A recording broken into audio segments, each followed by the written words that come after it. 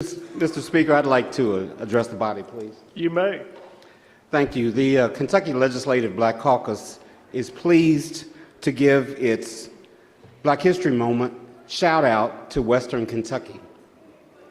In Paducah, that would be McCracken County, the Hotel Metropolitan was a hot spot for African Americans in the early and mid-1900s. The owner, Maggie Steed, opened the hotel for African Americans in 1908. My colleague here said he used to visit it back in near 1908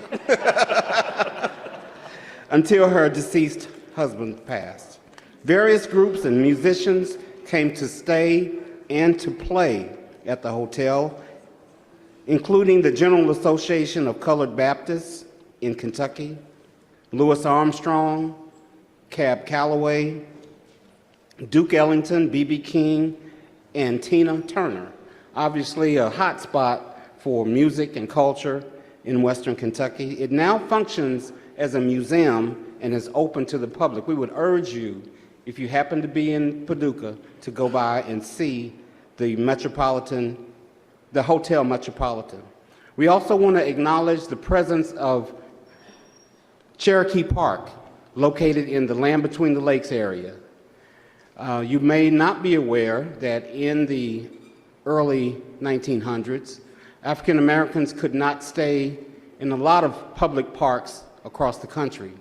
So they would travel up from Atlanta, down from Detroit, Chicago, Indianapolis, and they would come to Kentucky, Western Kentucky, and there was a park that was there, open for and by African Americans, called Cherokee Park.